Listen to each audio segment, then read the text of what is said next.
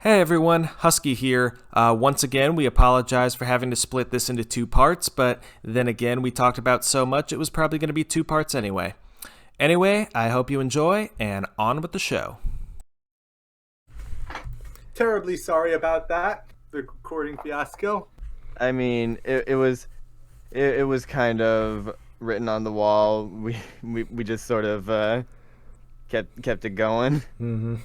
Right. Well, it's good we did. By the way, Twilight. Yeah, this whole time we haven't talked about Twilight, the main character. What the hell? Right. Yeah. Who's synonymous with the mental breakdown. Yeah. It goes without saying that season one of the way that season one handles Twilight is a very different beast from the rest of the show, because she was the one who always had to give the lesson at the end. And that's kind of what makes Lesson Zero such an important episode in terms of plot, because it shows you can go easy. You don't have to have this obligation. Yeah, right. Lesson Zero is one of my all-time favorite episodes of the show. Mostly because it feels relatable. At times I actually feel like Spike in the episode. Sometimes when my mom and my sister were, I sometimes try to calm them down at times. So it kind of hits a bit home for me. Yeah, that whole episode is just one mindfuck after another. Yeah. Full of really memorable facial expressions and memorable vocal performances. Right. Yeah, I actually heard that Lauren Faust, she's pretty much said that in her head that Twilight Sparkle was autistic, but the showrunners didn't want to confirm that because the kids wouldn't understand that kind of stuff. Oh, how the times have changed. Right. We'll leave it up to interpretation. Yeah, let's leave that to the psychoanalysts out there. We'll leave it to Sesame Street. Yeah. I always thought she was sort of a broadening her horizons IB type student, where she'd study everything and try to take an individualized approach. It was she's an IB student.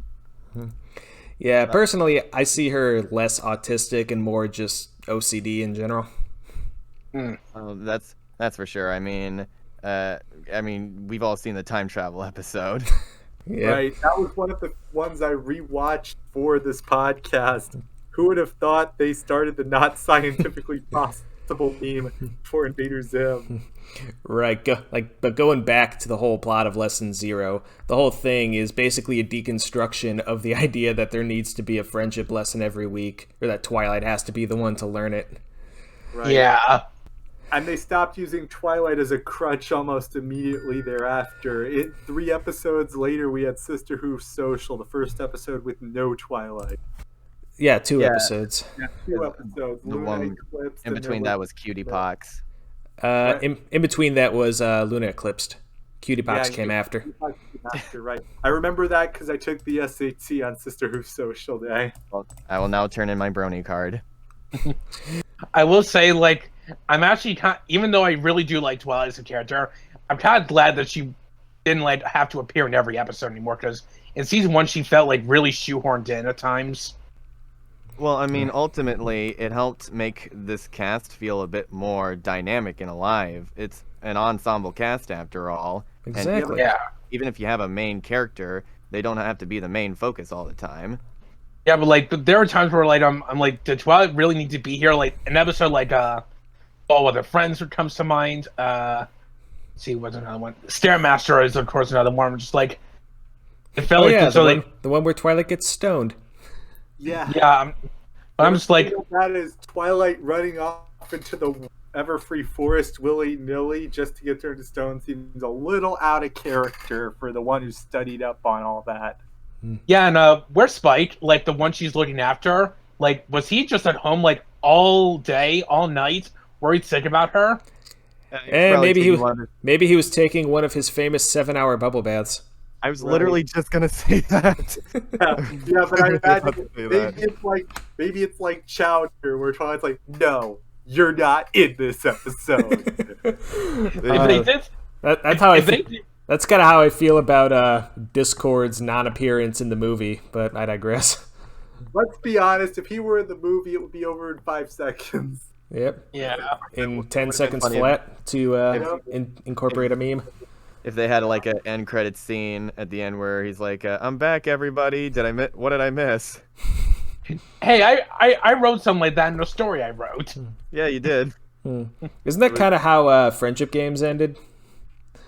Yeah, it was with Twilight finally got the call. It's like, "Okay, guys, I'm here," and then both Twilight see each other and they get their minds mess up.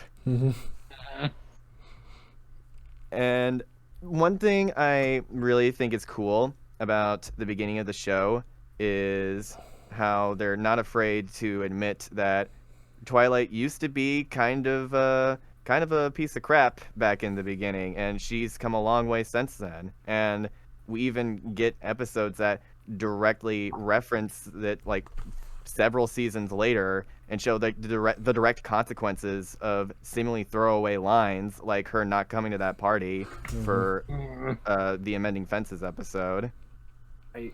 Yeah, I know some people have issues with the way Moondancer was portrayed in that episode. I'm willing to overlook. Yeah, I'm willing to overlook that though, because it's not really Moondancer's story; it's Twilight's story. Right. It's about her realizing that she wasn't a very good friend, and now that she has years of friendship experience under her wing, she genuinely feels bad and goes out of her way to make up for it. Right? People point out sort of like that as a plot hole, but I interpret it as more Twilight had friends, she just didn't know how to interact with them. Like, I'm sorry, but like, just something about that episode, the way it acted, like, I don't know, it just didn't sit well with me.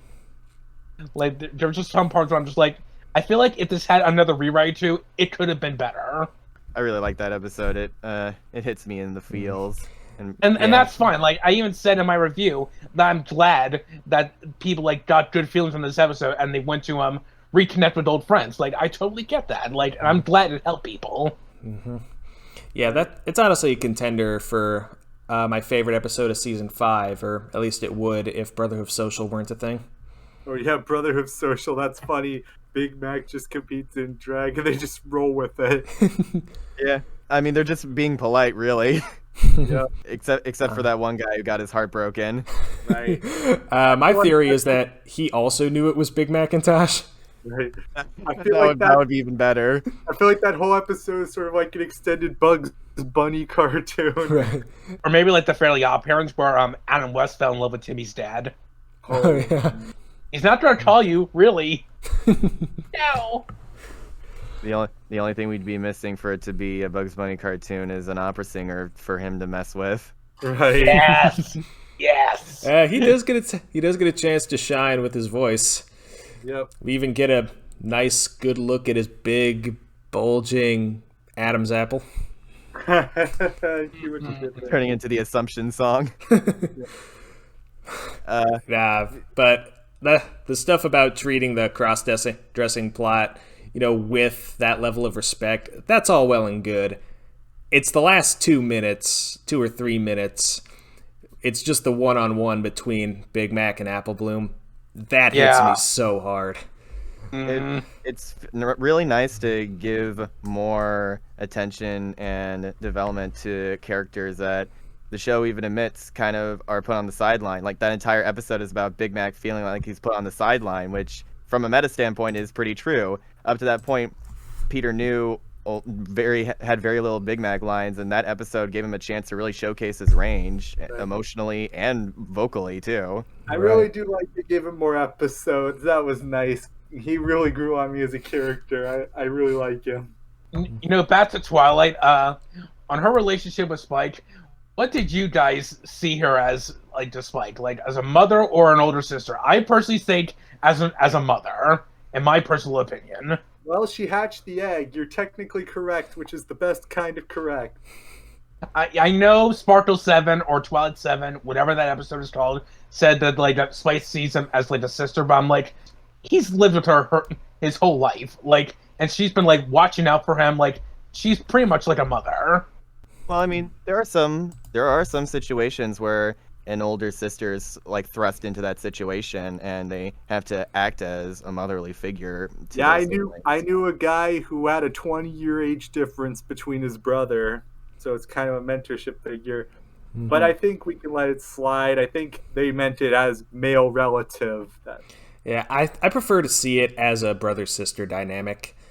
Kind of makes some of the banter between them more endearing. Of course, you could also take it as sort of a Spider-Man and Aunt May relationship, specifically the version in the MCU where it's a much younger parental figure, but a parental figure nonetheless, and they seem to be on equal footing, and at the same time showing mutual respect for each other. Right. So it comes down to personal preference, I believe.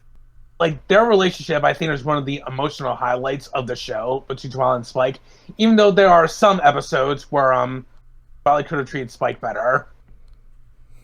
Yeah, it goes without saying that when you have over 200 episodes, they're not always going to be the most consistent, especially when you have different writers who probably have different interpretations of those characters' relationships.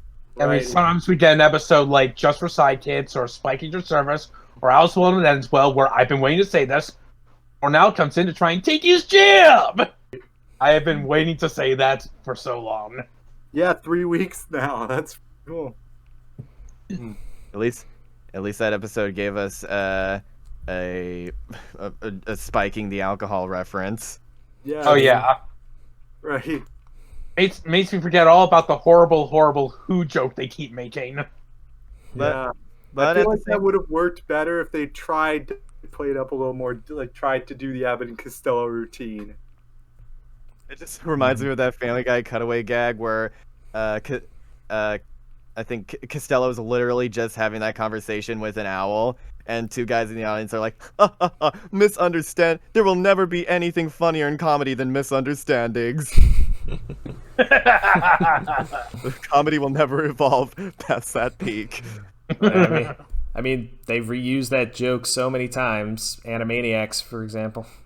Yeah, but I feel like that could have been avoided if Skippy had said the Who. Mm-hmm. That would have been a fun reference. But for every episode we get stuff like that, we also get stuff like from the Crystal Empire where they have where Spike has a hallucination of Twilight sending him away, and holy crap, that hit hard, man. Oh man. Holy man, like, I love how just Twilight immediately has a love saying, like, I'm never going to send you away. Like, Right. like they could have just like done a jump joke to like Spike being afraid of something stupid, but just like, man, Yeah. and that's what he's scared of the most. And Twilight even stands up for him, like, just because he's a dragon doesn't mean he's any lesser of a person. He's still part of the crew. Mm-hmm. And Yeah. and he comes into his own quite a bit of times, even standing up for others as much as they stand up for him. I like a lot of savage Spike moments. Like, the time he dismisses that one pony. But he's had some funny savage moments. I appreciate even they kind of border on saving the slapstick a bit too much for Spike, even when he doesn't quite deserve it. But when he's being a bit too much of a prick, they do know when to lay it on, like in Winter Wrap Up, when he's basically making fun of Twilight the entire episode and he gets a cold by the end of it. Right.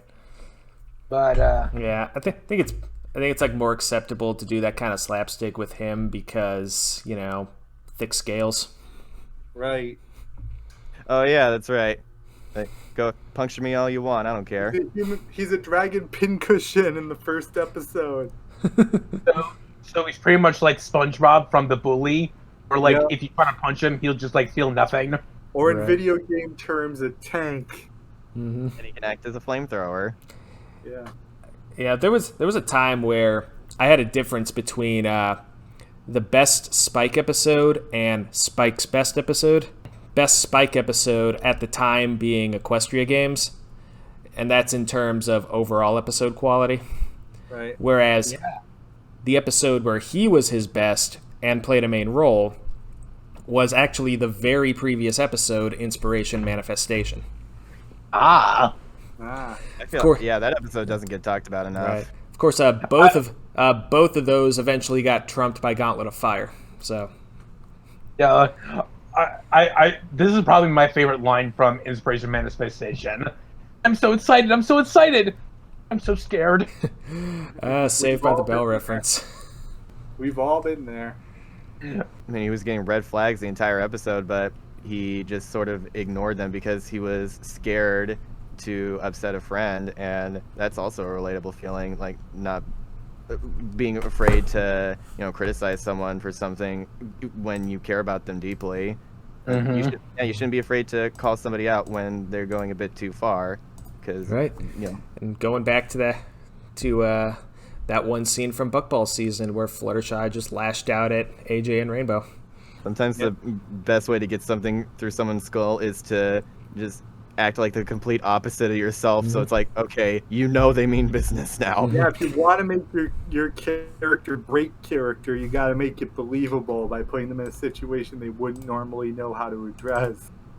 I think I showed my mom that episode, and she really liked the concept of buckball as a sport that could be played in real life. That's basically what I thought. I wanted to show my mom Suited for Success because she was a costume designer. I remember I showed my mom the pilot episode of Friends vs. Magic because she read in the papers on how My Little Pony was like really helping certain people out, like including the people in the autism. So she said she wanted to sit down and watch an episode with me, and she really seemed to like it. She's not quite into it as much as like I am, but she understands why I like it and why a lot of people liked it. So I'm glad for that. Right. But it's pretty impressive how this show started and ended with the 2010s. I think it's number 6 on the longest running American cartoons. No kidding. Yeah, but it had tons of merchandise, tons of love and affection, a thriving fan community, and not one but 2 spin-offs. That's pretty incredible. I'll link you in the sub-channel Jenny Nicholson's video on the last BronyCon after this. It's a pretty interesting video. Yeah. Yeah, I went to BronyCon 2017, 2018, and 2019.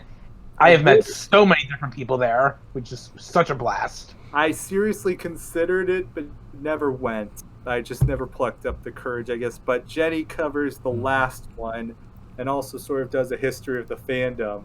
She had a really interesting career arc from Friendship is Witchcraft to general media analysis. That's pretty cool. Wait, Friendship is Witchcraft, the abridged series? Yeah. Blech. Yeah. Well, Yeah. it's good she's doing this now. Yeah, even Jenny herself kind of disowned it. Wow. Right, because it's a little cringy in hindsight. Yeah, didn't the creator of Double Rainboom disown that too, or at least try to distance himself from it as much as possible? I think so. It was intended, but that was different. It was intended more as a school project. I don't know what grade he got, but he seems to not be promoting it or taking it as seriously. I just hope that Mr. Crocker wasn't his teacher. Look, Right. guys, when you're rife with devastation, there's a simple explanation. You're a toy maker's creation trapped inside a crystal ball. Right. So that's all you really need to know. That it's okay. It's okay to feel down. Right. Because it doesn't really matter. We're all just toy creations. Yes. But it had a pretty thriving fan community, and that's kind of how we all met because of the analysts and the people and the fandom. Yeah, I met quite a lot of interesting people there. Like people who worked on the show and people who reviewed the show likewise. Right. Yeah, If there's ever I've never actually been to conventions of that caliber before, so I mean most of them don't really appear near where I live. So maybe one of these days. Isn't there New Orleans SuperCon? Yeah, but I mean, it's such a long drive, and I don't know if they do any MLP stuff down there. Yeah, I know there was one in Schaumburg, suburb of Chicago, Winnie City, which was actually like a 20-minute drive from where I grew up. Neat. Never had the opportunity to go there. Never cared much for conventions to begin with. And honestly, after seeing Stranger Than Fan Fiction, I'm even less interested. I can get behind that. I've been to a few in my day. I remember it went to Otakon out of college, and that was when Pony was still new. It was like after third season. That was like the height of Brony fandom. So I met a few of those, but it never a strict Brony convention. My first convention was ZentaiCon, all the way back to 2014. The whole reason why I wanted to go there is because in the location, I heard that both Doug Walker and Jim Cummings were there, and I was like, they're in the location where I am, I have to go meet them. And I was able to go with my dad. I met both of them, almost missed Jim Cummings, but my dad made it possible for me to meet him. Like, it was such a great experience. I'm glad that's cool. But yeah, ponies were everywhere. They made it to every con. They were part of the ones. Some people got annoyed with them with how they shoved the show in your face. I was never like that. Yeah, I will admit, part of me did watch the show out of obligation. Like, all right, fine, I'll see what this hubbub is about. I'm sure that's how quite a few people got into it. Yeah, it paid off, and there was a lot of different. Like you said, there were 2 spin-offs. The Equestria Girls spin-off, and the other one. Right. The other one. That's all you need to know. Equestria Girls was a pretty blatant attempt to cash in on Monster High. Even though it's blatant, at least it was still being made by the same people. And it was enough of its own thing to get sort of a pass for it, and they effort to it. The dolls are ugly if you've seen those. You guys want a bad Monster High spinoff? Look no further than Descendants. Right. Yeah. That was, especially when Monster High has its own spin-off, Ever After High, which is basically the same thing but better. Being honest, when it comes to the dolls, I still think the G1 dolls look better. The fact that they actually look like horses. I thought they looked like hippos, honestly. That's fair, but I mean, the design of the ponies in the cartoon, it's a brilliant decision, you know, because they put more emphasis on the eyes, so they're more expressive. They have the manes and the colors to be able to tell them apart, pass the silhouette test. That works really great for a cartoon. It doesn't really translate to me very well in a 3D environment. There's always something about it that just feels off. Like, even the best fan-made Brony videos are like ponies, but they're animated in Blender. Like, no matter how good they are, there's just something in the back of my mind like, this isn't right. Hey, do you remember that weird, it was a CG animation, like, it was like a morning show thing with Pinkie Pie that aired like back in 2019? I remember that. Oh, yeah. Like, one that, like, they didn't even ask Andrea Lemon to do the voice of her again. It's jarring. It's so distracting, too, because she has such a distinct voice, and they didn't even try to replicate it. It's just a completely different take. I mean, give the return Jafar some credit. They at least wanted Dan Castellaneta to sound like Robin Williams as the genie. Right. At least in that case, you could make the excuse that the genie is a mythical being who likes to try on different voices every now and then. Right. Yeah. I never thought of that before. That's cool.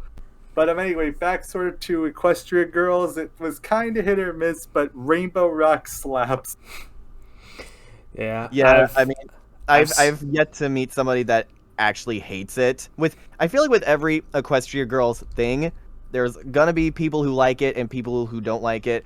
I've yet to meet people that don't like Rainbow Rocks. It's just a solid movie. Like Rainbow Rocks, it had no right being as good as it was. Yeah. And I feel like the soundtrack really was there. Like they put all their effort into that soundtrack, and then very few songs post Rainbow Rocks really click. Right. I liked Rainbow Rocks. Like, I mostly liked it for Sunset Shimmer, though. Like, and the villains can be pretty fun at times, too. Like, I'm not too crazy about the songs, though, because I was never into that kind of genre. And, let me just say, Trixie's voice is not something I want put to music. Oh yeah, the one bad song in the whole show. Yeah, it had like one good line in there. I'm a 6-course meal and you're just burnt toast. Right. But other than that, you can do without it. Sunset Shimmer, what are you doing with our toast? Like, this is what I'm saying. Like, whenever they do focus on it in the movie, they usually focus like just when it's about to end or just when it's getting started. After that, they cut to somewhere else. I'm like, it's like in Rotterdam, where it's almost like they were ashamed that they wrote it. Yeah, I got. Whenever a musical does that, where a song is happening, but it's just cutting to shenanigans happening outside of it, I do get that impression very easily that, okay, we need to distract from this so people aren't paying too much attention to it. Right. Yeah, I feel like you're referring to like parts of Welcome to the Show where it just cuts to back to Under the Stage, or Trixie's song, the full version. Mm-hmm. Like, Under Our Spell does this well because it's actually set to a montage. I do like Under Our Spell. I do think that's a legit good song. Yeah. It's got a sick bass line. That's yeah, like Battle of the Bands is still my favorite song in that movie. That's my favorite song of the entire franchise. Yeah, I've said this in the past, and I'll reiterate it here. I truly do believe the show peaked with Rainbow Rocks. Which isn't to say that there haven't been better things both before and after. It's just if you graph the quality over time, there's a general upward trend that peaks around Rainbow Rocks and then slowly starts to fall with season 5, peaks a little with season 6, and 7 and 8 just kind of nosedive. Although for the Dazzlings, does anyone give a crap about Arya? Is she the purple one? Yep. I see a lot of stuff for Adagio. I see a lot of stuff for Sonata. Nothing for Arya. I do like how she's kind of like the deadpan snarker of the group. That's right. Mm-hmm. Yeah, you have Adagio, who's the bad girl, and Sonata, who's the ditzy one, who a lot of fanfics seem to redeem.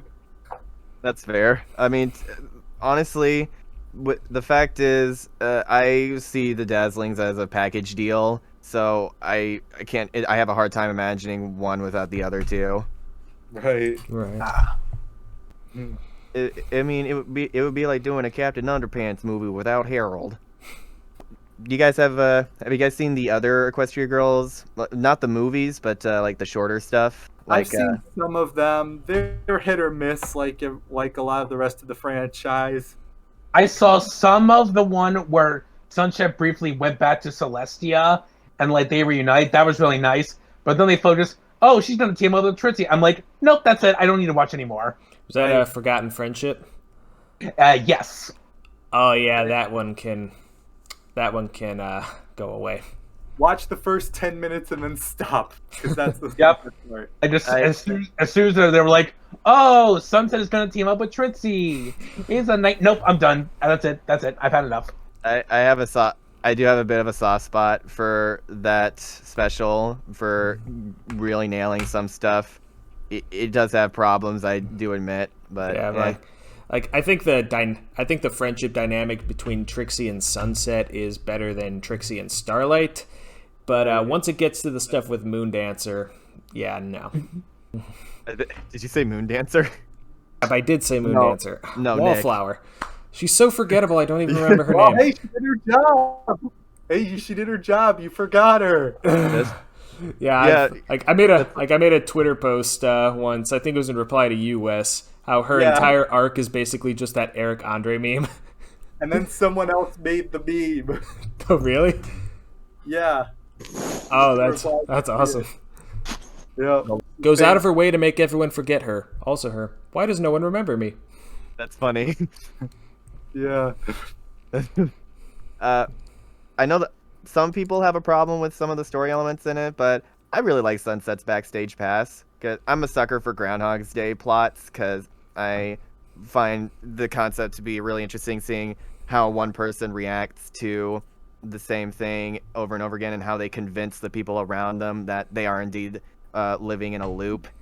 And I mean, and it gives us Sunset Pinky moments. I'm all for that. Yeah, one of the more unique team-ups of the show, the straight man and the comic, that sort of thing. I never saw that one. Right. It's on But YouTube. everyone sees a picture of Sunset horseback riding, and we're like, what's wrong with this picture? Well, to be fair, like, the Best Night Ever had this scene where, like, mice turn into horses, like, realistic horses. It's freaky. Yeah. And then in season 3, Pinkie Pie turned into her G3 form. Yeah. Kill it. And then she does. Is this really, like, a Goofy and Pluto thing in the show? We just don't question it. Right, don't question it. Yeah. I mean, you also got talking cats sometimes. So something. Yeah. But anyway, were you gonna lead into the movie? Like with the mention of Capper.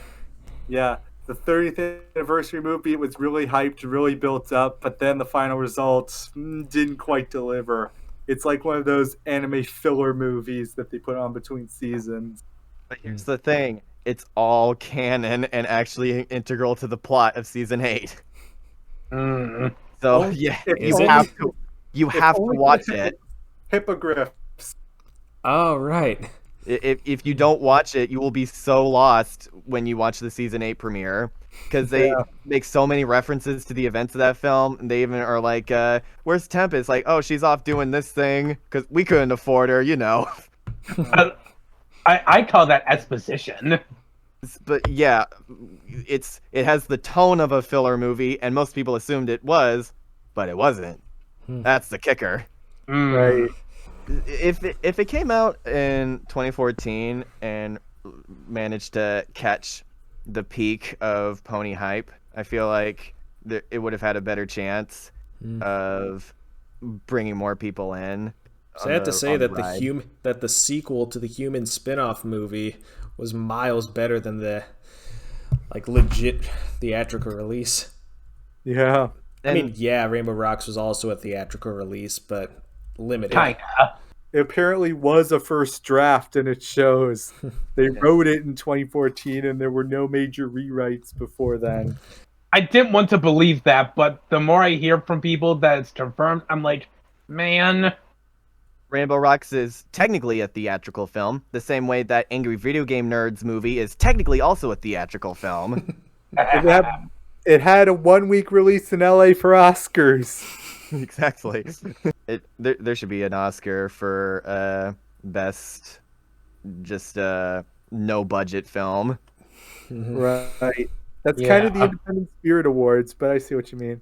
The main problem that a lot of people have with that movie is I think the pacing, I feel, is fair to say, because it's pretty formulaic, the things that they go through. It's new set piece, villain appears, chase, new set piece, villain appears, chase. They do that. Don't forget there's a song. Yeah, oh yeah, the songs, which are also hit and miss. Right, and there's a song in every one of them, so it feels like 3 or 4 episodes strung together. Right. I'm completely honest, even though I've seen this movie quite a couple of times, I completely forget about a lot of the songs. Yeah. Like I know where they are, I just forget how they go. Like, I'm just not a fan of the style. Yeah. Like, I still say that Capper song slaps. Yeah, that's the best one. It helps they get an actual Broadway star to do it. Right. I liked one small thing, the Hippogriff song. Yeah, it was super cute. Like, if you want a better TV to film musical, I'd say watch the South Park movie. Or even Teacher's Pet, which is a criminally underrated film. Right. Or the first SpongeBob movie's technically a musical. It has 5 numbers. Mm-hmm. I guess, but it doesn't have like a Broadway feeling. Even though I love the SpongeBob SquarePants movie, I wouldn't say it has a Broadway feeling as much as say like the South Park movie does. Right. Like you wouldn't hear Ocean Man on Broadway. As cool as that would be. Oh, man, they totally should have sang that at the end of the SpongeBob musical. Right.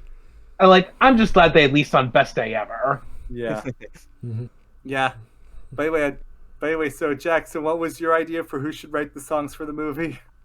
For this one, My Little Pony movie. I'd say I want to get someone at least who is more experienced in writing big musicals, especially animation, maybe get the people from Frozen, or heck, even get someone like Lin-Manuel Miranda. I think that would have really slapped. Oh yeah, he was hot then. So people are really liking Encanto, and he worked on that movie too. I love it. I love that movie to pieces. I have yet to see it, so I'm watching that this week. So, you guys are in for some good shit. That movie. We'll have to. Yeah. We'll have to. I don't doubt it. We'll have to do an update podcast where we talk about that film and Raya. Yeah. Oh boy. Perhaps. And Luca. Oh, can't forget Luca. Luca, right. Yeah, he's the best character in Shark Tale. But yeah, that would have been good. I could totally see someone like the Lopez's doing it. But also, they kept the original voice actors. They had celebrities, but they didn't change the voices like a lot of studios do. That is unheard of in this day and age. To be quite frank, I was absolutely shocked that they kept, not only them, but they kept a lot of the series regulars around to voice incidental characters. Like, you could tell that some of the pirates were being voiced by Nicole Oliver and Peter New, and it's so on and so forth. Right. I don't know. I personally wasn't too surprised by it. I mean, stuff like the South Park movie or SpongeBob, they kept the original voices in, even with some characters that only had one line, like Mrs. Puff. I think it's the fact that it is such a prevalent part of the way animated movies are made, and the fact that it was pushed to be this big animated release too. And they banked on the celebrities, they didn't even build the series regulars. They showed their names in a quick little flash in the trailer, and that's it.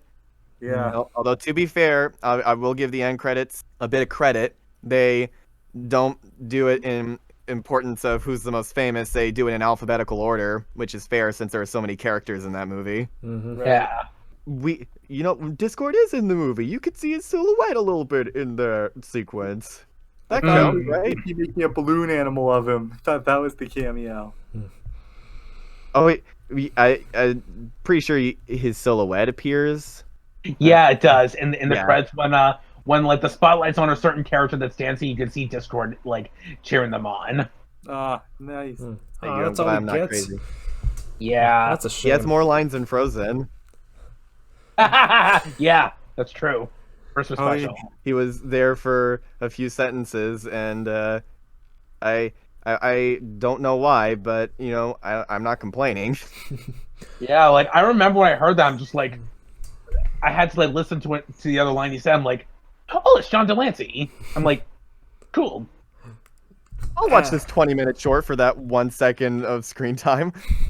This whole movie, and kind of missed the mark in terms of pacing and in terms of kind of squandering the Storm King, a really great character. I love the Storm King. Man, criminally underused in that movie. I'm man, I still had an idea of what we could use about him, I got Fitz just switch the roles of Tempest and the Storm King and have the Storm King go through a redemption while Tempest stays a bad guy. It actually would have even worked better for the film's message, because the film is Twilight's so anti-pony, which honestly sounds really terrible the more I think about it. But back to what I'm saying, if the Storm King turned out to be this Emperor Cousteau kind of guy, where he's kind of he's really selfish, but he's not a bad guy. If Tempest turned out to be more of the villain, it actually would have helped in the film's message. Since he's a comedic villain, if they didn't do that, I would have liked if they at least gone the Yzma route, where he's not killed, he's just kind of incapacitated, and he still sticks around, but is completely ineffective. Yeah. When Yzma's a cat. I remember that. Yeah, if they had done something like that, I would have been a little less salty about how underused he was, because have him be adopted by a pony played by Patrick Warburton. And let's not forget another detail of this movie. Spike sets people on fire. Yes. Oh, Calling back to the flamethrower. He never does that in the series proper, to my knowledge. Does the guard die? Like, does the guard die? Like, with that one he set on fire, like, we never see him again. Well, I mean, to be fair, we don't really see any of them again. Fluttershy got cucked in the film, but at least she had a very funny, like, therapy session moment. Yeah. Doing Best Pony Injustice. That's another strike. It's. I wonder how they decided that, like, which ponies got the most screen time in that film. I wonder if they did it by voice actor. Like, okay, Ashley, Andrea, we can't give everyone screen time, so you guys got to pick a character who gets a bit more focus in this film. And a song. Rainbow and Pinky both get songs. Yeah. Yeah, like, I think Twilight got the most focus, like, which is good because she's kind of like the main character, but unfortunately, just because of how she is in the movie. Yeah, and they had to pull that misunderstanding scene, which is in every single gosh darn kids movie ever. Yeah. And I think it could have worked if it wasn't Twilight doing it. If it had been anyone else, it might have been more forgivable.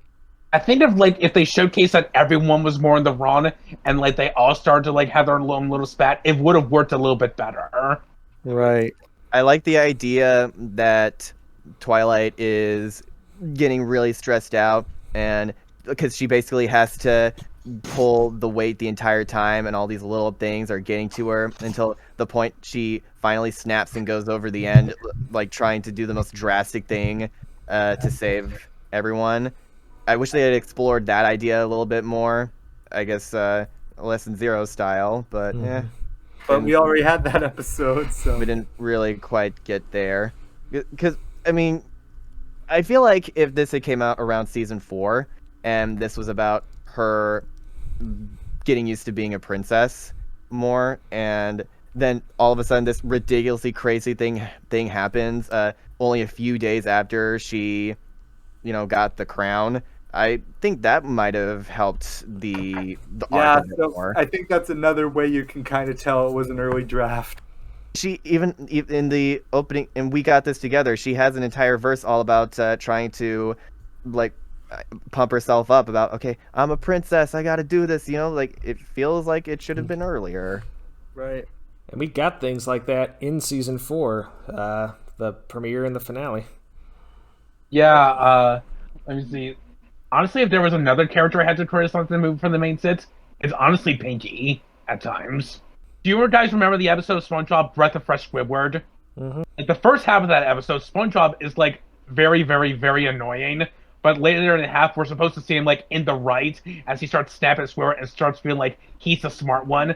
That's kind of like a kid with here with Pinky. Like I kind of found her to be really annoying in the first half, but then the second half is like, no, she's like the second most important character. I'm just like, huh? The focus is a bit all over the place when it comes to their roles. Mm-hmm. I still think she could be pretty entertaining still at times, because I mean, it's Pinky. Right. It's just you play that Bart Simpson clip of her getting yelled at, and it's like, okay, and if you slow down the footage, you can spot the exact moment when her heart breaks. Oh man, right there. So at least the animation's really good. But the animation, the animation was top notch in that film. it was all right. Like I feel like the 3D backgrounds were the most distracting part. I don't know. I think the 3D backgrounds made it feel really grand and gave it a sense of scale that other movies that came out around the time just didn't have.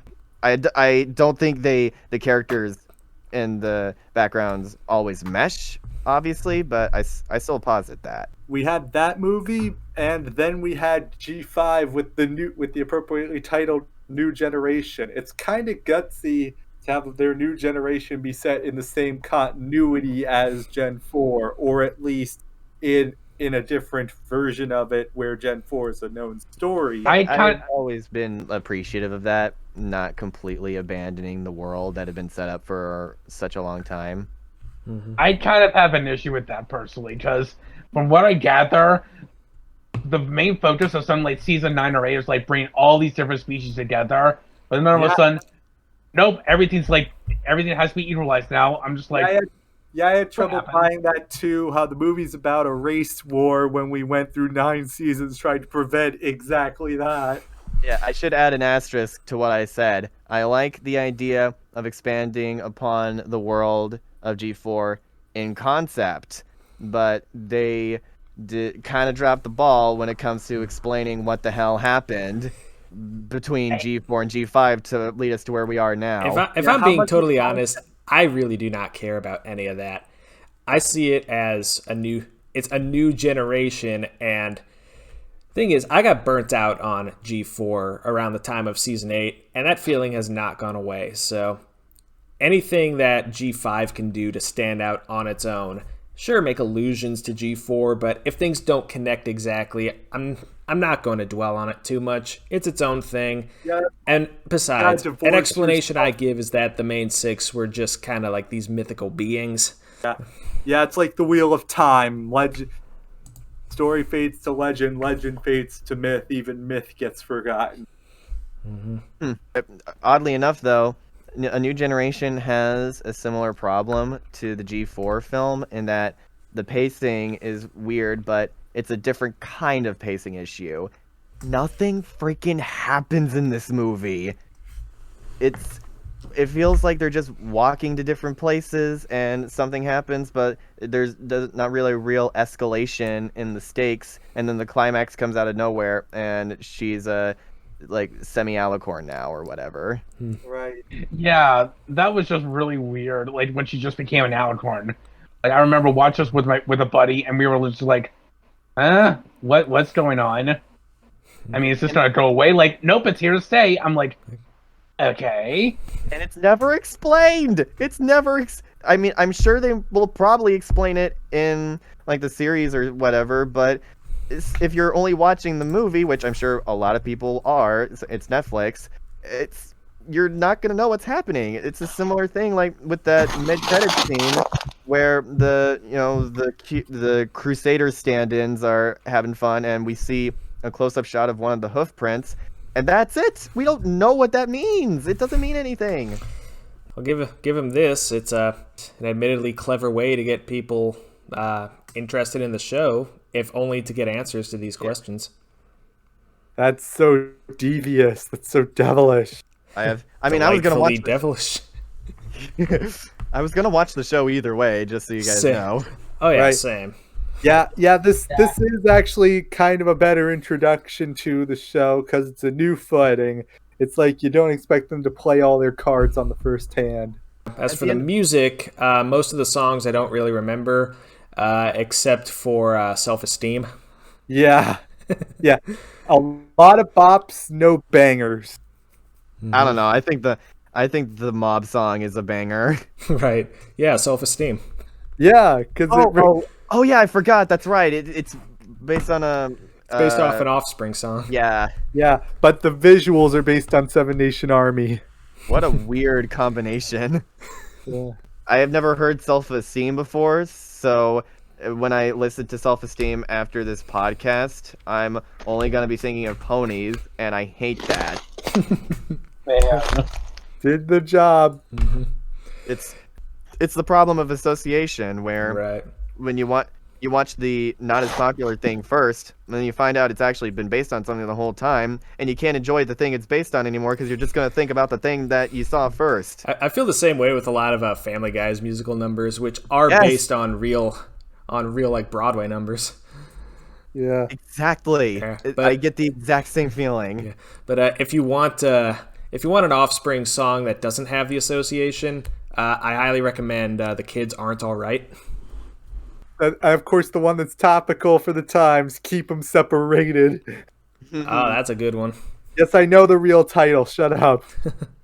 The songs at least are well done because they, at the very least, they got famous people who are musically talented. Like Right. Kimiko Glenn has been on Broadway, and James Marsden did that Hairspray movie. Yeah, I just keep till getting his name confused with Jason Marsden.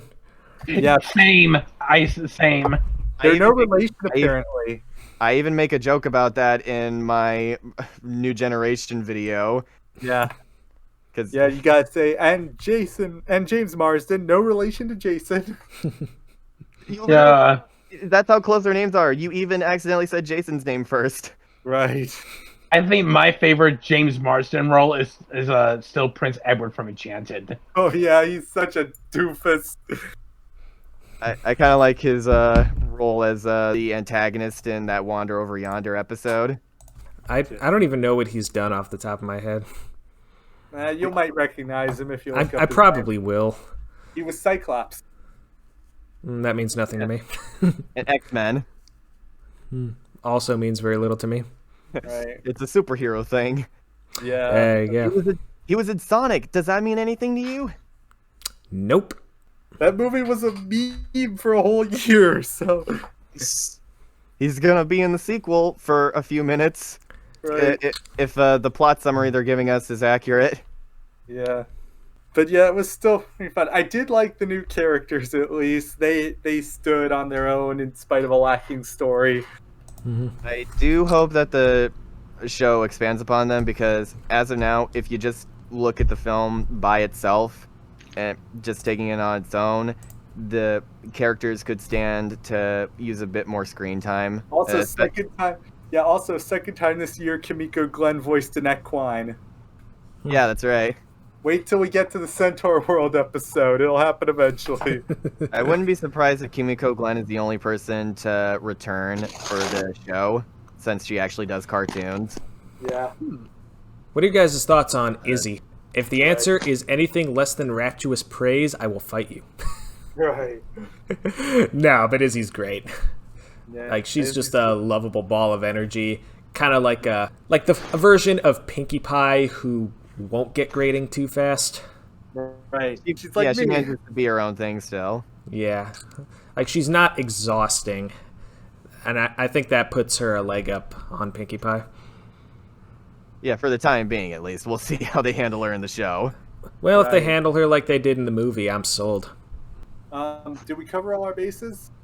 There's still like a couple more things we got to discuss. One of them is That Pony. spinoff? Yeah, it's time to talk about that spinoff. I only watched a little of it, and even at 11 minutes, it kind of felt overstuffed. I feel like it would have worked better as interstitial content like Nickelodeon used to do, stuff they show Yeah. between commercials. One of these days, I'm gonna actually watch a full episode. Like, I've seen clips. I don't know what to make of it based off of that. The only thing you might know about is they think good as hell uncensored in the trailer. Oh yeah, that was funny. Look, Nick, do you have 5 minutes to kill? Sure. You've watched a full episode of Pony Life. It's very, very not good decision that they made, because you're right. They are very overstuffed episodes, since they have to cram so much content into such a little amount of time.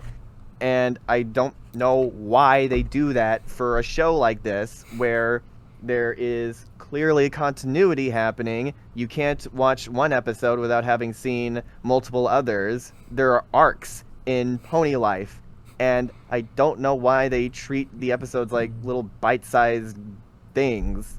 I don't know. Like, just based on descriptions, I feel like better versions of these would be like these little chibi shorts from the Disney shows, like Amphibia, Molly McGee. That's what I thought this show would be. Like, even Ruby Chibi does this Like- concept better. Like Pony Life, in my opinion, this is just annoying. That's the best word. It is just annoying. It's a cartoon that never even shuts up. Every time I feel like there's just screaming in my face, just loud music and loud sound effects are going on. They're just like acting like idiots. It's like I'm watching The Loud House on meth. Teen Titans. I could fall asleep to Teen Titans Go in comparison to this film or show. Oh, God help us if this ever became a film.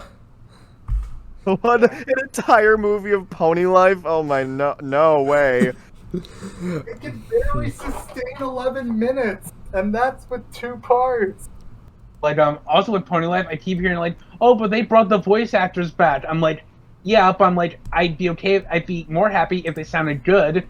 Because the problem with this, the voice direction in it is so bad that half the time there are times where I can't even understand what they're saying. There are also times where it feels like they put really unnecessary audio filters on them too, especially whenever they're talking on their cell phones. There's a lot of cell phone usage in this world of magic, and it gets a little grating as well. And Yeah. even Kathy Wesseluck saw the signs, and she was like, "Nope, I've already ended my career as Spike on a high note. I don't need to do this." Yeah, but I saw that too. But she also said that she'd be up for voicing Spike again in the future. I'm like, but she won't do it for Pony Life. I'm raising an eyebrow. Every generation's had a Spike, so that role's still open. Mm-hmm. And Discord's in the show, and he's not voiced by John Delancey. Who's he voiced by? Peter New, who does like every time I hear his voice, I'm like, look, I'm sure Peter New's a nice guy, but like his Discord just really sticks out like a sore The role thumb. was literally tailor-made for John Delancey. Basically a Dan Castellaneta's Genie situation, where there are times where it's like you can kinda sorta hear the original voice, but not really. It's basically the original voice like discounted, and you want to give the new actor credit for at least bringing the energy, but it's not quite there. Like in just like that role, it was specifically tailor-made for a specific person for a specific reason. Oh, and I will give also, Tabitha credit though; she does a decent Spike impression. yeah, she's all right. I'll give it that. But a problem with the show is that I think in the second season it kind of forgets that Discord reformed, because he does a lot of evil stuff in the second season. I always kind of imagine Discord as chaotic neutral, not evil. Well, yeah, I guess there are times where he sort of accidentally, the writers have him go a bit too, leaning a bit too towards the evil side than neutral. I think it's more like when you're that kind of being, it's more like just a disregard for normal people's well-beings. When you have the powers of a god, morality means nothing. And they handle that pretty well in the actual show plenty of times, especially with stuff like make new friends but keep Discord, which I still posit as one of the best Discord episodes. Yeah, they have the smooths in there. Although I should say, not putting the Cutie-saurus as a past generation nod was a huge missed opportunity.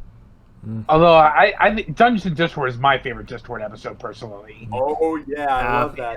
There are plenty of Discord episodes to choose from, that's for sure. My favorite is Discord Harmony, which is essentially MOP's version of the SpongeBob episode Not Normal. Like, hi, how are ya? Exactly. I'm just expecting him to say that at some point. He had all the conversations he has with himself are very entertaining. Like, what was the one where he dresses up like Steve Buscemi from the meme? I know it's the one where he tries to attend the friendship school. Oh, matter of principles. I've not heard good things about that one. He does a lot of pretty heinous things in that episode because he felt left out. Doesn't Starlight straight up murder him at one point? She does. It's the best part in the episode because it's so unnecessarily epic the way it's presented. Oh, Discord also does stuff to Fluttershy, like who he says is his best friend. He sent all the main sets on like this journey, like not even caring that it would have gotten them seriously hurt or killed, inclling Fluttershy. I forgot about that. I do like the ponies anthology. Twilight's with them, so yeah. I like the ponies anthology because there's this part where there are Twitter mites, like very dangerous insects loose in the castle. In the anthology version, Discord's like, close the door, you'll let the Twitter mites in. Twitter mites, and then they come by in a swarm and are like, shut the fuck up, motherfucker! That Twitter. Can we talk about a good Discord episode like Discord in Harmony? Oh yeah. Because in that episode, he nearly kills himself to try and make Fluttershy more comfortable, and it turns out Fluttershy likes the kinky side of him. What's even sad is that he doesn't even notice that he's like fading away. He's like, oh, fading away. How about that? I'm like, damn. It's like the same nonchalance as Olaf getting stabbed. Look at that! I've been impaled. You don't realize how bad it is until he can't even snap his fingers anymore. Oh, that's... And when Fluttershy is trying her best to be as much like Discord as ponyly possible, it's so adorable. Yeah. No, I think my favorite part is at the beginning of the tea party at Discord's house, Fluttershy is just getting visibly excited at all the chaos that might happen. That might be the most adorable Fluttershy's ever been, and that's saying something. I think Fluttershy is the most adorable when she's trying to act not adorable, like the negative Fluttershy joke. Opposite Fluttershy. Opposite Fluttershy. And I'm sick and tired of being so quiet all the time. Oh, that was like gold. It's like seeing a puppy throw a tantrum. I've seen clips of that scene on YouTube with the inverted color scheme so that it looks like the normal show. Although there's still some parts that look off. Yeah, I'm sure, but that's pretty funny. Yeah.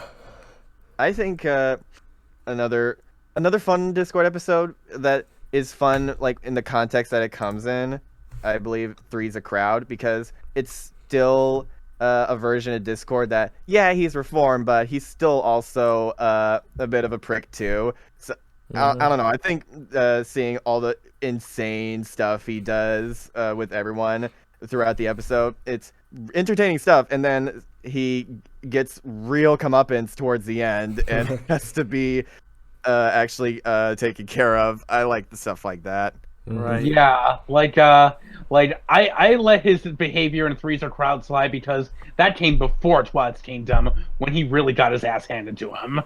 Right. Oh, yeah. Plus, it gave us Glass of Water, man. How can you not like that episode? Yeah, that is a great number. I'll give it that. And it even gave Cadence some newfound depth to her character that people had been asking for. So that was also nice.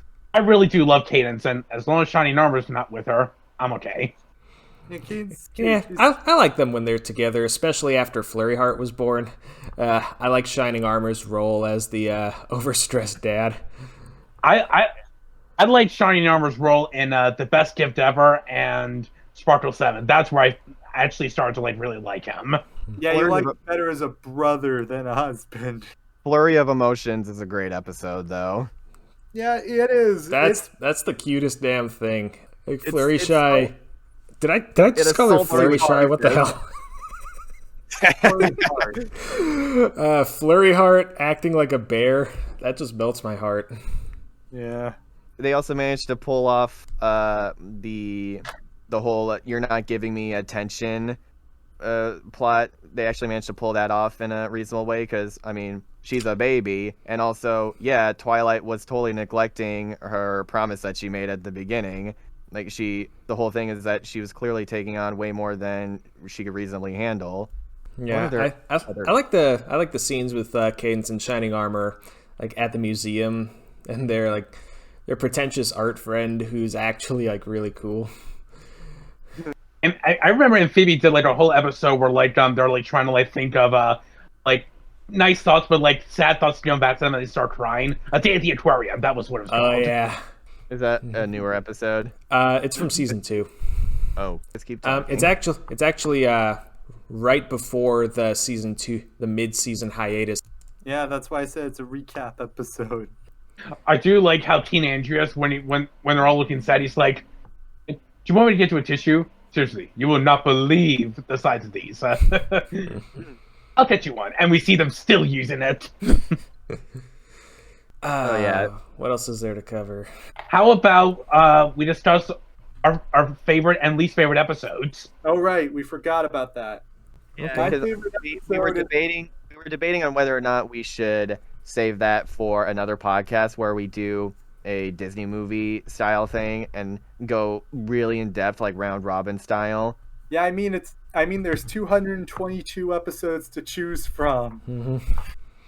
I feel like if we did that, we'd have to also do one for SpongeBob, and that list would be really hard for me to choose because I love almost every episode from SpongeBob. So Yeah, I guess for now we could think about that, but for now we can just like pick one of the first episode that comes to our heads. Hurricane Fluttershy. Yeah. Saw that coming. Yeah. Fair enough. Yeah.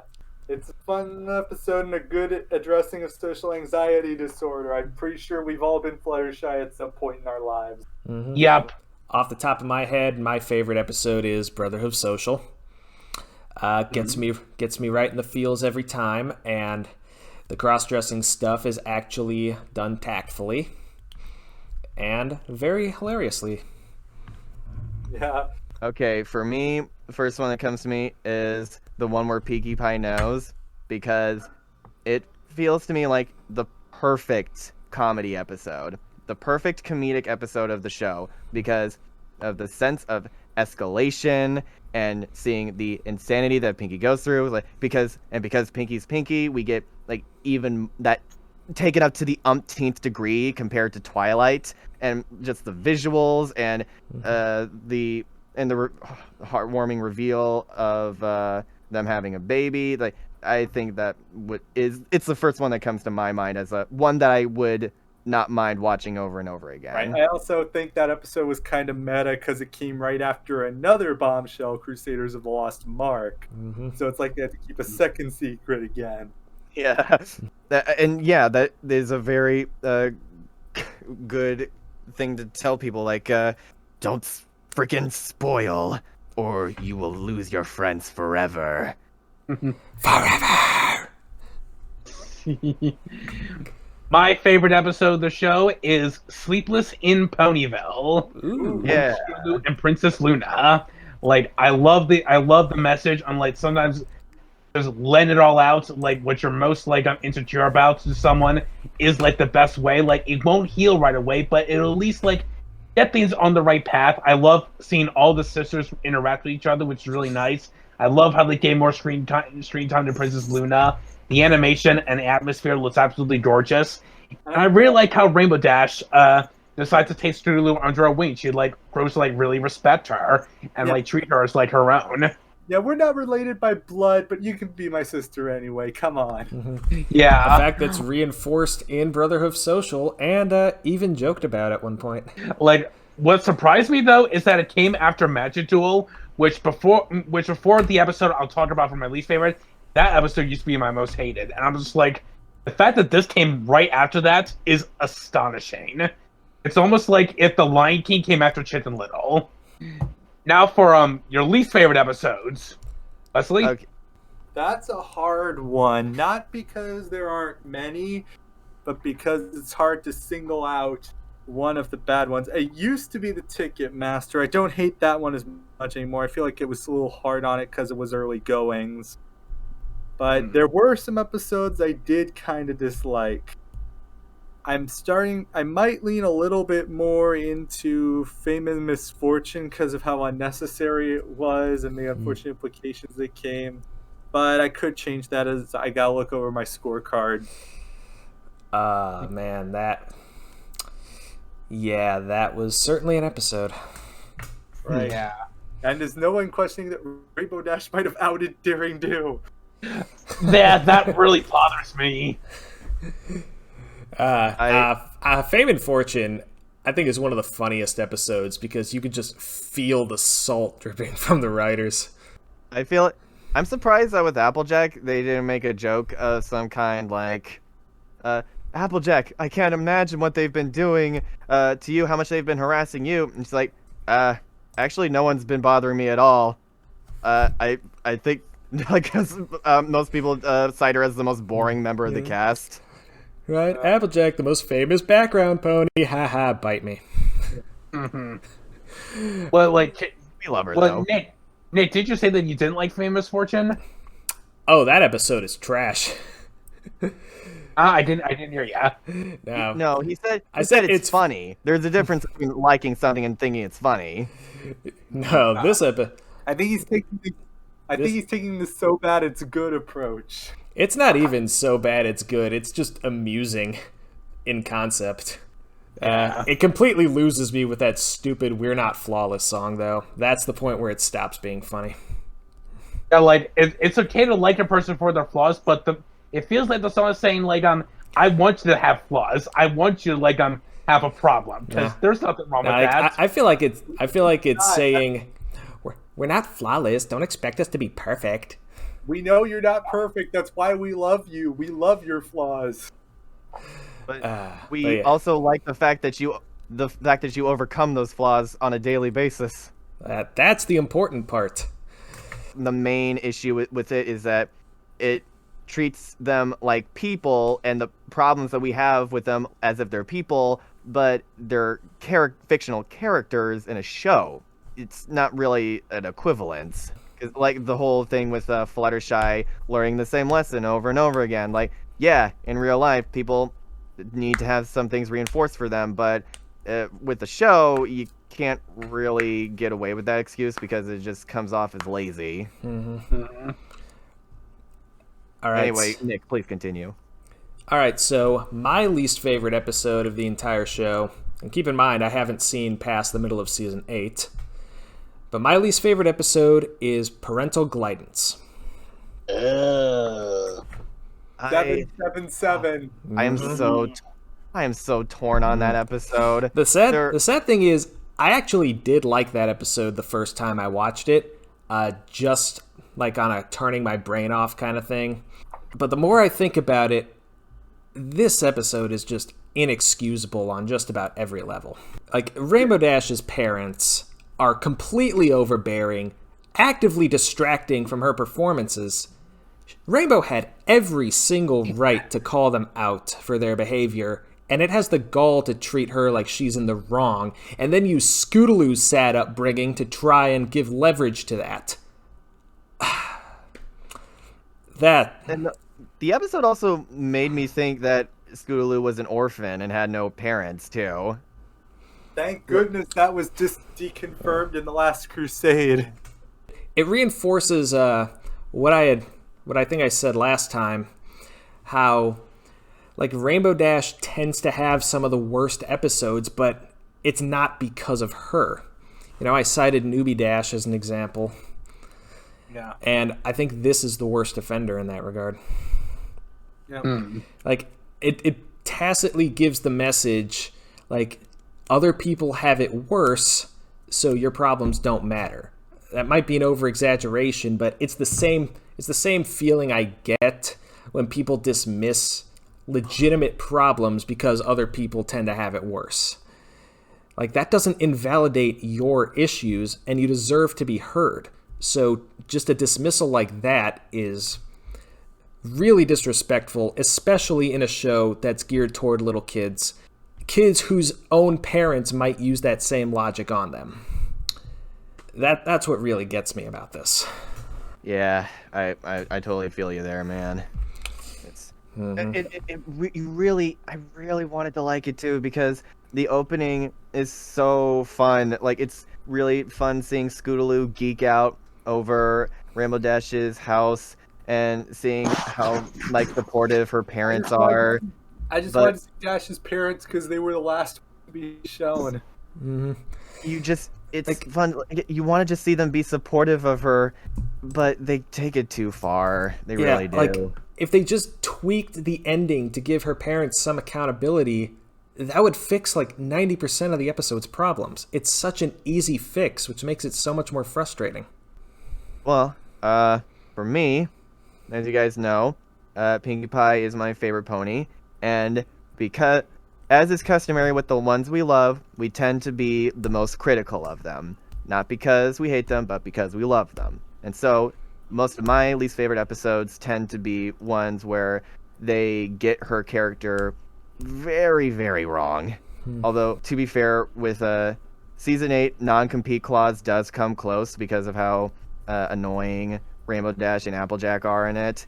But the Season 8 episode that takes the cake for me is Yakety Sax. Because it just demolishes Pinkie's character. Just like, it doesn't even give her a chance. Like, oh my gosh, like, she finds a new instrument, she's terrible at playing it, everyone is like visibly upset by it, and it's like actually ruining their businesses, and Pinky doesn't give a crap. She is oblivious to everything. When they tell her that maybe she should not play the instrument anymore, she becomes super depressed. It's like her entire character is about, I'm happy if you're happy. So yeah, it really rubs me the wrong way that she's clearly upsetting everyone, and when they bring that up to her, it's treated like a bad thing that she should have to stop playing this instrument. And I don't know, you would think that she'd be more concerned about how everyone else feels, and they just don't do that. It's a similar thing with A Friend Indeed, which is an episode I used to like, kind of, but not really anymore, because I think more and more about the very odd message, like, switcheroo they do. You think it's gonna do the whole not everyone has to like you message, but then it switches into your friends don't always want to hang out message, and that's not what they were building up at all. And so it's just saying that all the stuff she was doing, like stalking this poor donkey, is okay. How ironic. It's an episode about a donkey and she ends up looking like an ass. Brilliant. Zinger. But I put Yakety Sax above A Friend Indeed, because A Friend Indeed at least has the smile song and also some pretty good visual gags like the check mark. And Dash reading a Daring Do book. I thought that was a funny callback. Yeah. So little things like that do keep it out of the red for me. I think we can all take a pretty good guess as to what Jackson's least favorite is. So how about you tell us your second least favorite episode? Magic Duel? Oh my gosh. Man, there is nothing about this episode works. Like, at all. Like, I'm actually one of the few people who actually didn't really mind Ghostbusters. I actually thought it was kind of alright. Like, I like the message, and like, I don't know, Trixie ain't no saint. She's pretty much lying about herself to make a profit. She, like, kind of deserved what she got. But here's the thing, like, Trixie keeps saying that Twilight humiliated her. I'm like, bitch, she saved your life. You should be a little bit more grateful for that. And the rest of the characters are kind of dicks. Like, they're just ignoring Fluttershy because, like, she's Fluttershy, we have to ignore her. And Fluttershy doesn't get off the hook either, because, like, she acts like a complete coward, like not wanting to go in the Everfree Forest, even though no one brings it up in the show, like, she, like, lives right next to it. Twilight's completely ruined, too. Like, I kind of, like, admire her passion for magic, because, like, what she would be able to, like, learn from it, and, like, just how much she grew on how much she loved, like, magic, and, like, what she wanted to do, like, get it better, and, like, how far she's accomplished, even, like, making a shield that protects herself from Discord. But here, it's like, it feels like she regressed. She pretty much, like, she's kind of like an airhead in some way. And also, like, I really hate the humor in this one. Like, you know, it's like, I actually find the humor worse in this episode, more worse than a Happy Madison film. Yeah, Oh, man. Damn. I went there. I mean, with those films, you can at least tell that Adam Sandler and his buddies are at least having fun. Here, the humor is either stupid or just kind of hard to watch, like, unpleasant. Most of the time when they're just doing, like, dumb jokes like Trixie doesn't trust wheels, which I'm like, what is the joke? Like, most of the time it's just watching characters be miserable and, like, suffering under Trixie's hoof. I'm like, how the hell is that entertaining? And also, like, with Trixie's incredibly forced, like, non-apology at the end, where she's pretty much saying, like, oh, like, I did all the stuff when did all that horrible stuff when I wore the amulet. Trixie, first of all, you bought that yourself. If you bought it and you're, like, totally aware of the consequences, then you should get some damn consequences. Maybe if they had put it more like the opening is that she's just kind of pacing around in the rock farm, like, really upset with the way her life has been, but then she just, like, stumbles upon the amulet and it's like, ooh, what's this cool thing? And then puts it on, not knowing at all what it is. And then, yeah, maybe you could go with that route a bit more, that it was more like mind control. Why don't they do something more like Aladdin, where, like, she kind of paid someone to get it for her? Like, finding it in a museum and, like, bribing someone to give it to her? That's stupid. It is so stupid. I'm, like, lying this. I'm like, that is humongously stupid. And here's the thing about the amulet that really, really bothers me is that they say that oh, she's not herself, the amulet is controlling her. Like here's the thing. What do we know about Trixie from Ghostbusters? Oh, she's a selfish bully who likes to mess with people and manipulate people. What we see in this episode? Oh, she's a selfish bully who loves to manipulate people. I don't really get a difference between her and in Magic Duel. And honestly, for all we know, in Magic Duel, she could have been lying when she's trying to make Twilight forgive her. But she kind of goes back to being a boastful bitch after she gets forgiven in that episode. That whole episode was basically just an excuse to rip off Empire Strikes Back badly. If you want a good Empire Strikes Back homage, just go watch Toy Story 2. Right. Even with that, Trixie throughout the rest of the series is just horrible. She's a horrible friend to Starlight, and there's no reason for her to still be such a bitch to Twilight. That always bothers me. And it's also was a huge turnoff for me from watching the show again on a regular basis, just having to deal with her constantly. I've told myself that I might be more into the show if you know how the beginning of season 7 hints that Starlight might be going away and then just goes bass backwards into keeping her in. Yeah. I've always said it wouldn't be a terrible idea if they did a spin-off side series with just the two of them. That way people like me wouldn't have to deal with them. Of course, this is more about Starlight than Trixie, but I feel like the same principle would apply to you as well. Right. Yeah, I mean, because Starlight does give off main protagonist vibes, so something like that wouldn't be too out of the realm of possibility. And it's clear they're trying to make her into a fan favorite despite her divisive nature. Just have her do her own thing. The people who want to seek it out will have more to consume, and the people who want nothing to do with it don't have to have it shoved in our faces. Well, yeah. Although on the subject of Starlight, there is an episode with her and Trixie that doesn't exactly get her off the hook. Can you guys guess what it is? On the Road to Friendship? Yeah. Yep.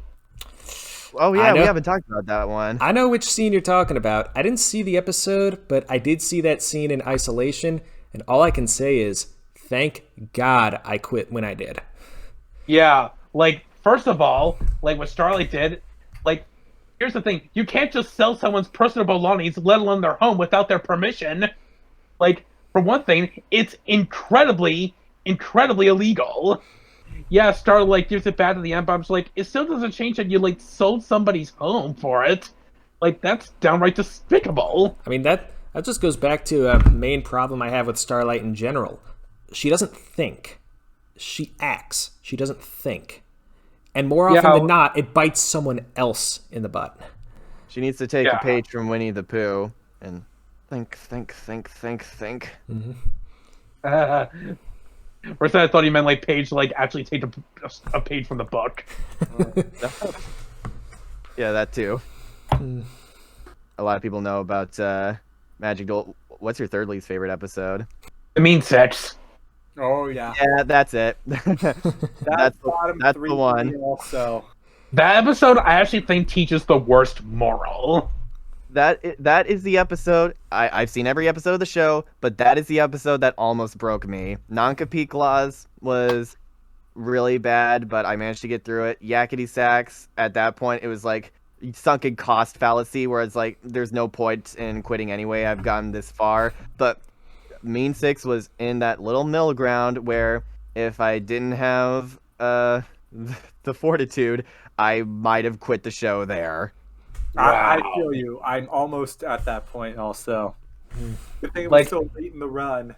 It was that bad. I want to talk about the moral because this really bothered me. By all means. On one hand, I do like what it's saying. We shouldn't let these little small arguments stand in the way for friendships. I'm okay, that's actually a fine message. But here's the thing: there are scenes where they say words, the clones at least say words that really cut personally into their hearts. Not only that, but Clone Rainbow Dash abandons Fluttershy in the woods. I'm are these ponies just seriously going to accept that they did these horrible things just for the sake of their friend? I'm That's awful. That is really, really awful. What kind of friendship and message is that? Like, just accepting that you did horrible things just to please your friend? That's honestly really selfish. And these kinds of plots always really frustrate me too. The whole, oh, there's an evil clone and they do bad things and ruin the other person's reputation. But it's like, it's weird to me that nobody ever questions the radical shift in tone clearly in their personalities whenever they switch places on screen, and they don't stand up for themselves at all when the bad version is on screen, but then when they leave and the good version comes, that's when they decide to have some balls and actually shout at them or whatever. It's like, I don't know, it's like everybody does it exactly the same way, and I want to see a new take, please. And especially the change in colors. They don't notice the change in colors of the new clones. That bothered me. Yeah. Like, I remember even Family Guy did something like this with Evil Stewie, but that was resolved in the same scene. There was even a SpongeBob episode I saw, like a newer one, where Plankton cloned SpongeBob, and they took advantage of that to its fullest. It was called Copy Bob Ditto Pants. Yeah, I saw that one. I do like the abrasive side, the way that plot is handled. Mm-hmm. Oh, that's a good one. At the very least, even though he doesn't look like himself, he's still like there in the, it's not like he leaves for a second and then comes back. He's like still standing there. So it's like, how is the other person supposed to react, you know? Although, Nick, if you didn't like Starlight before, you're not going to like her in this episode either. Because she spends most of the episode whining about how she doesn't like camp and puts the least effort in to enjoy it. And by the end, she's actually at smug about her decision not even to like camping. Ah, one of those, huh? Yep. Yeah, I think I'll pass. It doesn't do Chrysalis any favors either. Oh my gosh. He does not. I posit that Chrysalis is not a competent villain throughout the entire show, except for like moments in season 9. Like season 9 is the only time where she becomes somewhat of a threat, and that's mainly due to her being a package deal with T-Rex and Cozy Glow. In that episode, they say that Tira pretty much drains the magic out of the ponies he captures. Why doesn't Chrysalis do that to Starlight? Why does she just let her go? I don't know how to answer that. I know how to answer that. Chrysalis is a moron. Yeah, she decides to clone everyone except specifically Starlight.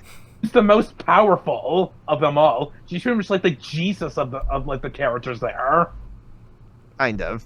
It's complicated. This talk of Starlight being Jesus, this is so depressing. Come on, guys. Look, let's just leave the calcs to death battle on who the most powerful character is in that show.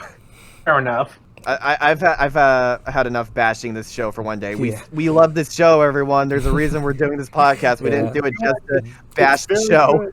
We do. The internet, so. Well, that's all I have to say about that. Hey, Carrick. And this episode actually ended up being almost the same length, so probably good we had a part 2. Yeah, a little longer, actually. We got to expand a bit more in our thoughts. You were saying, Jackson? Carrick, you said you actually had some notes about my story that you wanted to ask me? Yeah, let me pull those up right now. The story is SquarePants are Magic. It's a crossover between SpongeBob and My Little Pony that I wrote. Wait, Wesley, was that one you worked on, or was that Animation Acres, or was it the Snow White Winnie the Pooh crossover? I think I did both. Okay. Yeah, Wesley helped. Yeah. Sorry I didn't credit you earlier, buddy. You really appreciate your help. Thank you. They were just little questions I had. It's nothing crazy or even really significant. Just things I was kind of confused about, the whole Patrick's brain bit. I got a little lost in what I was supposed to visualize there. Oh, all these Patricks, they pretty much, since Patrick, barely used his brain, all these little Patricks, use it as some sort of, utopia, and, they're just making all these interesting discoveries in science, but then when Patrick actually uses it, they're like, oh no, everything is ruined, we have to make a run for it, we have to escape. Yeah, where did they escape to? One of them is, saying, we gotta jump, where are they jumping? Are they, jumping outside of his head or something? oh, they pretty much say their lives are over. Like build up like these two it feels like they're going to like die together, but when one actually dies first, they're like, Harry, no. How did they die? It kind of reminds me of that one scene from the episode where Patrick helps Plankton come up with slogans for the chum bucket. Come Yeah. Oh, I love that episode. Chum Yeah, is like I love that. there's a great joke in that episode with all the little Patricks there. They're trying to push on the door, but it says pool. That is so funny. I can't tell you how many times I've made that mistake myself. Yeah, we've all made that mistake. Even Double D. Right. I got one note here about tweeting birds from chapter 2. I forget what that's about. Tweeny birds. Oh, SpongeBob like wants to look like proud and intimidating against like a dangerous field, but like just a couple innocent little birds go by, like kind of takes him out of the moment. I forget what I was confused about there. I'll get back to you on that one. Okay. And I have in chapter 3 animation. He's like when all the books come to life, they start doing like a flip-o-rama thing of like this sketchy drawing of like a fist punching, and SpongeBob is supposed to describe animation, but in a different way. He describes it as animation before he gets tackled. Okay, that's pretty cool. Yeah, like I had a lot of fun writing that part. I like spell names are fun. Yeah. Kashmiris Apirus. Yeah. I think we can wrap things up. Yeah. Mm-hmm. But how do you guys want to do that? And that's how Equestria was made? Yep. That works. I think overall, when it comes to this show, I'm not sure how I would rank it in my like top cartoons overall, because I wouldn't say it's my favorite cartoon. Like I wouldn't even put it in my top 5 really, but it also gives me so much to talk about and so much to discuss with others, and it does really hold a special place in my heart. The characters and the morals and the sense of humor and just like the laid back charm of it all. Like that's what makes me want to keep rewatching it over and over again and discuss it with others. I can't say this is like one of my all-time favorites, but it's probably the show that I've invested the most time into. And it'll always hold a special place for me, but I hope as the franchise moves forward, G5 doesn't rely too much on G4. I'd like that to be its own thing and maybe spark conversations about that. For me, like, while My Little Pony Friendship Magic is like not a perfect show, man, when it gets right, it really does get right. Like when I hear like a lot of the great messages that it teaches, like the characters that are like placed in the right situations, or even placed in the wrong situations and how they try to get out of them. It's honestly some of the best I've seen in like cartoons for quite some time when I first saw it. And it even helped introduce me to a lot of other great shows that have been airing around the time, like Gravity Falls or like stuff like that. So like, I owe a lot to Friendship's Magic. Like it even inspired a lot for me, like for my own kinds of writing. So even if I do have problems with it, like I am still going to hold the good memories of the show to my heart, like for as long as I live. Especially how I even connected with my family in some way. Yeah, I agree. It's a pretty nice, simple, down there show. And what drew me in were the characters and the offbeat style of humor. That was what drew me in. I wasn't looking for anything countercultural or special, but it's always going to hold a little place in my heart. I'm not sure if I would call it an all-time favorite, but it's a show that was influential nonetheless to my upbringing and many others, and I'm glad to see it was such a positive force for good. Yeah. What else can you say? Other than the possibility that we might say more things later, because that's the kind of show this is, but I think we've given our piece for the time being, for sure. Right, we had to do 2 parts. Exactly. Mm-hmm. Yeah, we covered a lot of ground here. So thank you all for joining us. Thank you. Yep.